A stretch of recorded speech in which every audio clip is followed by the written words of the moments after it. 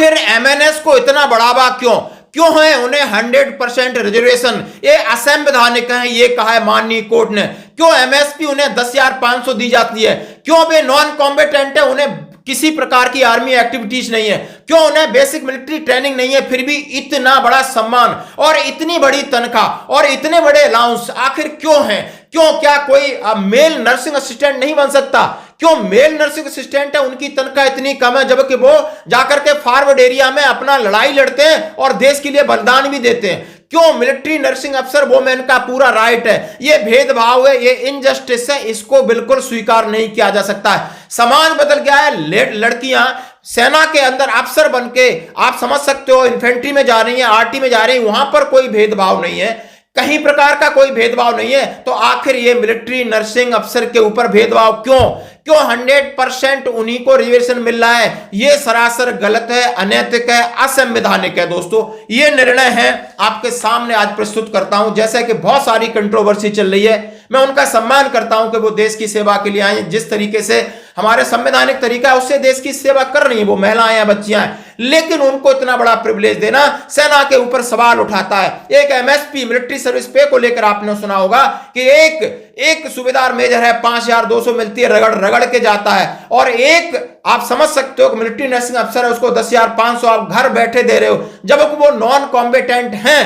ये बात मान सकते हो, आरटीआई से इसका जवाब आ गया है। फिर आखिर में यहां एक इतना बड़ा भेदभाव कि एक नर्सिंग असिस्टेंट है जो वार्ड के अंदर चार्ज भी होता है, पूरा वार्ड मास्टर होता है, ग्राउंड में नाइट ड्यूटी देता है, गार्ड कमांडर की ड्यूटी देता है, बहुत सारे एडमिनिस्ट्रेशन काम करता है, और इनके बराबर भी जो प्रिस्क्राइब की हुई डॉक्टर से मेडिसिन है वो देता है। तो आखिर वो जाकर के फॉरवर्ड में जाता है, पोस्टों पे जाता है, और उसको तनख्वाह नॉर्मल के बराबर और सेम बराबर काम करने वाले को आपने 100% रिजर्वेशन वेतन में भत्तों में इतनी उछाल दे रखी है। ये आप ऑर्डर सुनिए, 100% reservation for women in military nursing service unconstitutional. आप सुन सकते हो, अनकॉन्स्टिट्यूशनल मतलब असंवैधानिक है।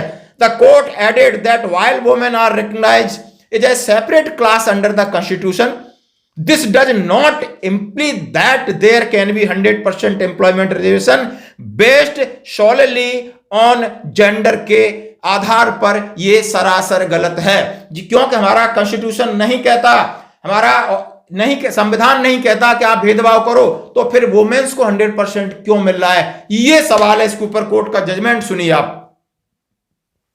The Karnataka high court has delivered a landmark judgment declaring the 100% reservation for women in military nursing service as unconstitutional. This decision issued by Justice Anant Ramnath Hegde of the Dharwad bench come on January 5, addressing a petition that challenging the reservation state in section 6 of military nursing service ordinance of 1943 में जो ordinance बनाया था, यानी उसको challenge किया है। और हमारे जो जज साहब हैं उन्होंने, अनंत रामनाथ हेगड़े ने कहा है ये सरासर गलत है, जनवरी 5 की बात है।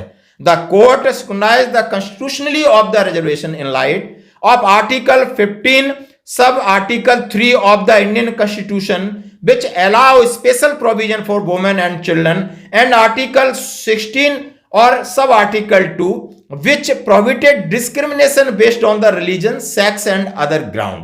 इन्होंने कहा है हमारे संविधान के मुताबिक किसी की सेक्स के मुताबिक, किसी के जेंडर के हिसाब से भेदभाव नहीं कर सकते। The petitioner argue that the 100% reservation did not constitute a reasonable classification and lack of a rational nexus with its standard objective, that also highlighted that the ordinance was preliminary wartime measure during a World War II and had lost its relevance in the modern era।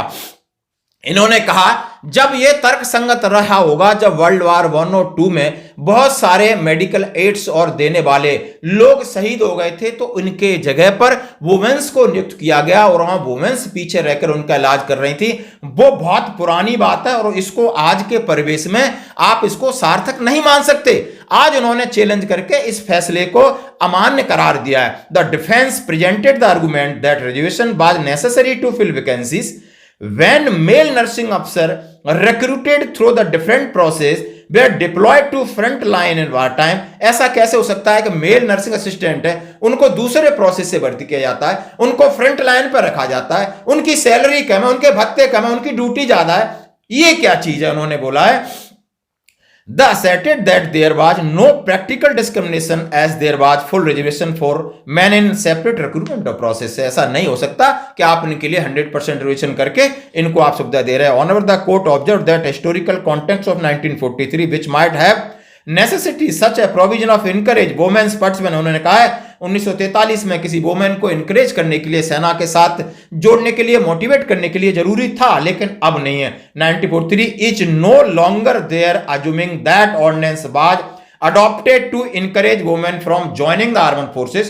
No ground are made out justify 100% revision for women. But अब ये ground इजाजत नहीं देता है कि आप उन्हें 100% revision दो, और इसकी सुनवाई आगे भी होगी, और इसके ऊपर ये जजमेंट आप सुन सकते हो, समझ सकते हो, और ये पीडीएफ आप जरूर मैं अपने ग्रुप्स में डालूंगा, जरूर सबके साथ शेयर करना. धन्यवाद दोस्तों.